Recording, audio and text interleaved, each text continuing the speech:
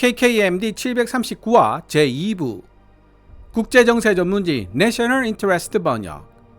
미 언론이 선정한 현존 최강의 주력 전차 탑5 레오파드2 및 챌린저2 대신 선택된 대한민국 K2 흑표.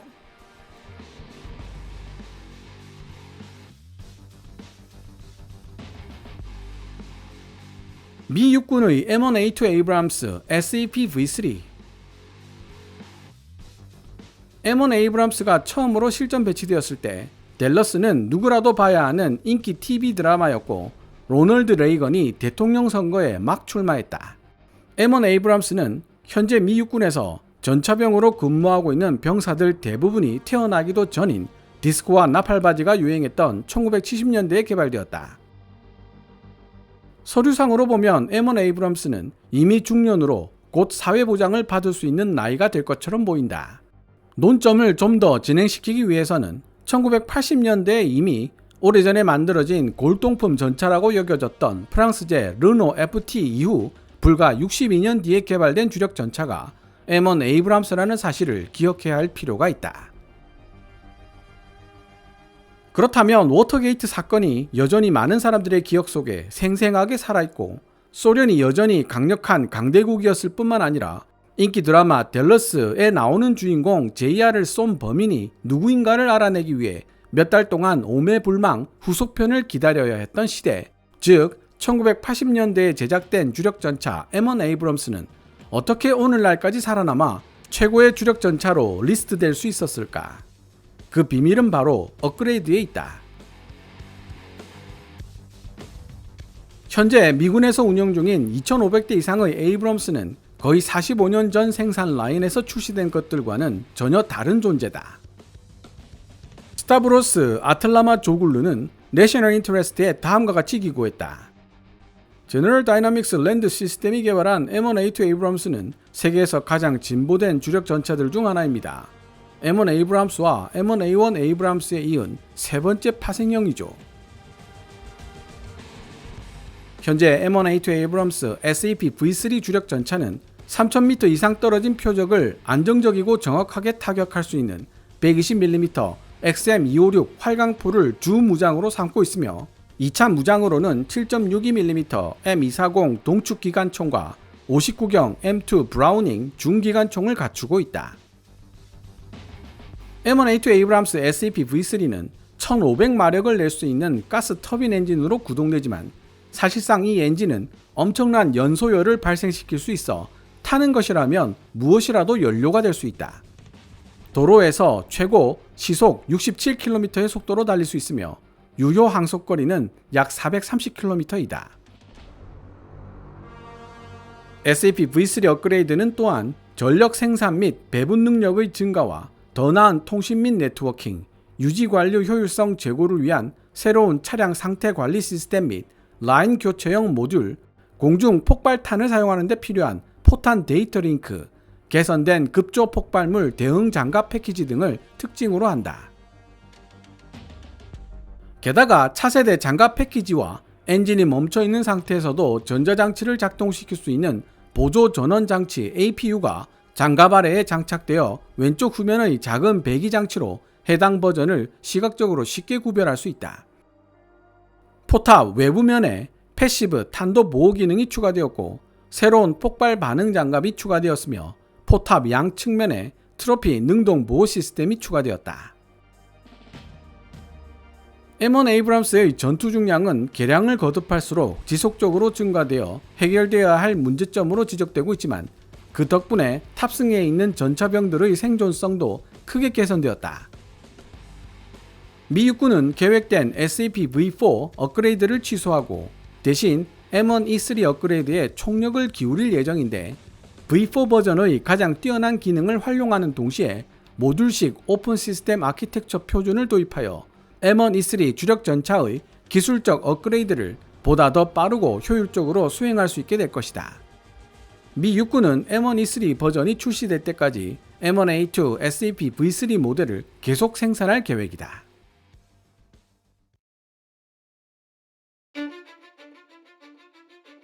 대한민국의 K2 블랙팬서. 그렇다. 현존하는 세계 최강의 주력전차 탑5 목록에 독일의 레오파드2나 영국의 챌린저2는 포함되지 않았다. 둘 다 뛰어난 주력전차이다. 그러나 탑5 목록의 마지막 자리는 대한민국이 만든 K2 블랙팬서의 몫이다. 10년 전만 해도 한국이 이렇게 유능한 주력전차를 생산할 수 있을 것이라고 생각하는 것은 감히 상상도 할 수 없는 일이었다.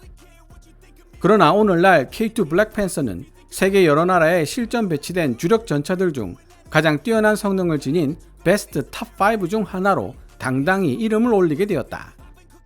한국 전쟁 당시 유엔군이 한반도에 실전 배치한 최초의 전차는 미국제 M24 채피 경전차였다.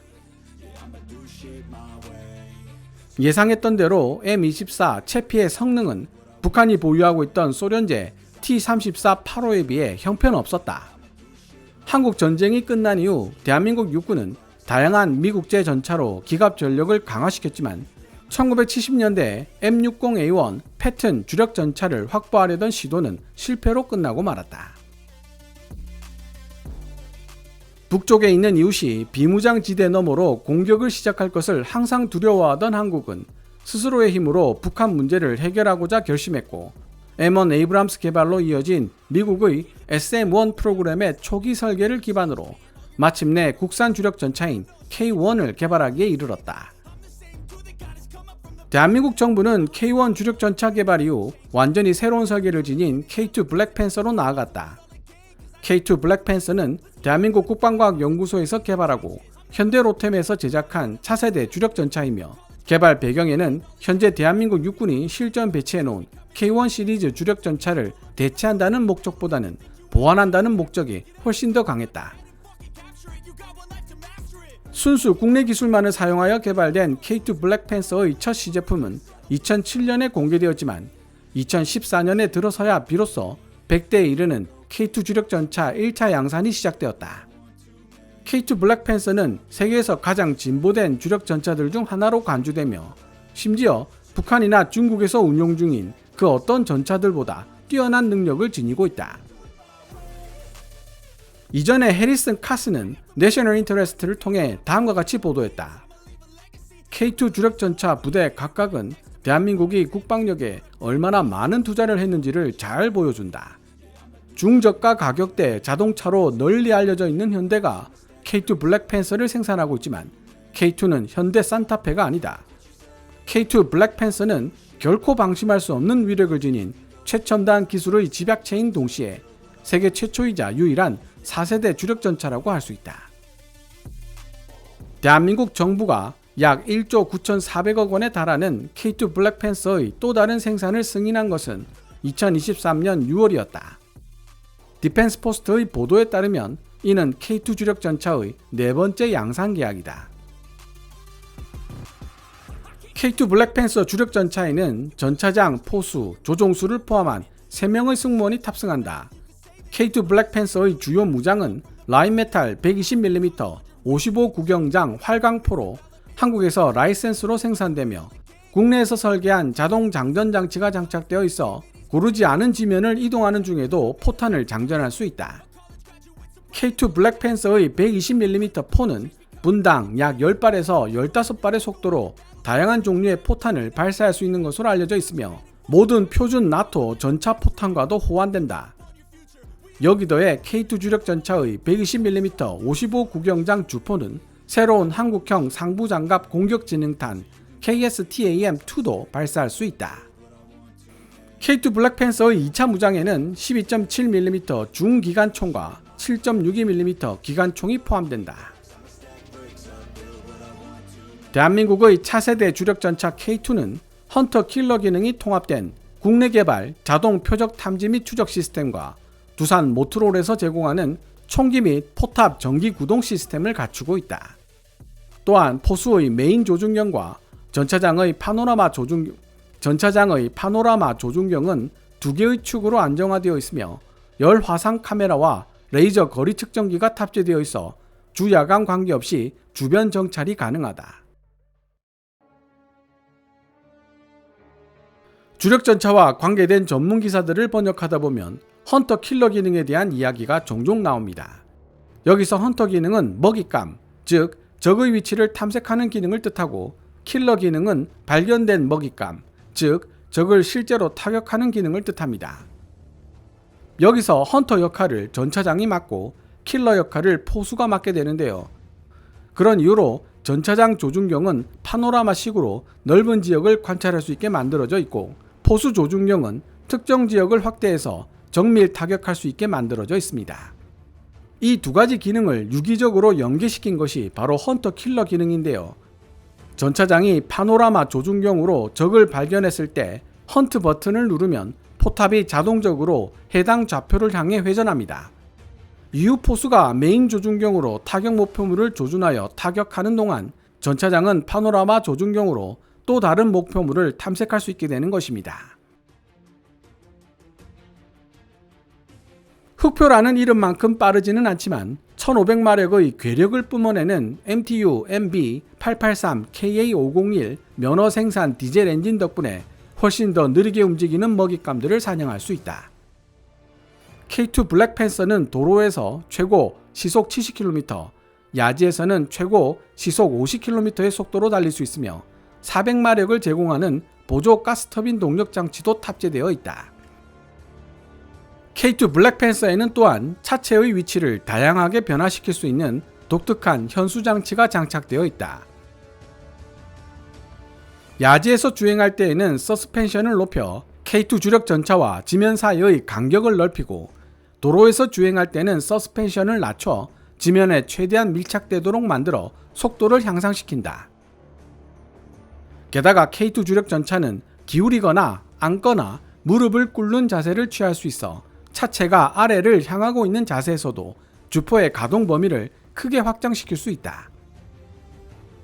반대로 차체를 뒤로 기울이면 K2 주력 전차는 주포의 가동 범위를 최대한 높게 끌어올릴 수 있고, 덕분에 저공 비행하는 항공기를 조준하는 일도, 언덕이 많은 한반도 지형에서 더 높은 곳에 있는 표적을 조준하는 일도 어렵지 않게 해낼 수 있다.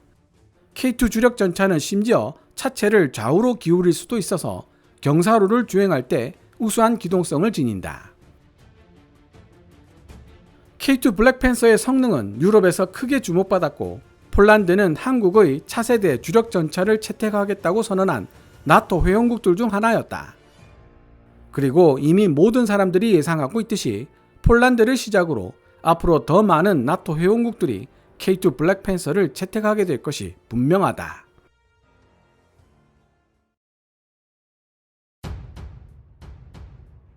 지금까지 미국의 국제정세 전문지 National Interest가 Firepower Powerhouses 5 Top Main Battle Tanks on Earth, 화력의 강자들 지구상 최고의 주력전차 탑5라는 제목으로 지난 2024년 8월 18일에 게재한 기사를 번역해 보았습니다. 노르웨이 군사 전문지에 이어 미국 매체들 중에서도 대한민국이 개발한 주력전차 K2 흑표가 독일의 레오파드2보다 우수한 성능을 지니고 있다는 평가가 나오기 시작했습니다. 지난 1세기 동안 주력전차 시장을 독점해왔던 미국, 러시아, 그리고 독일의 견고했던 아성이 아시아의 작은 나라 대한민국으로 인해 무너지기 시작했다는 사실을 알리는 신호탄이기도 합니다.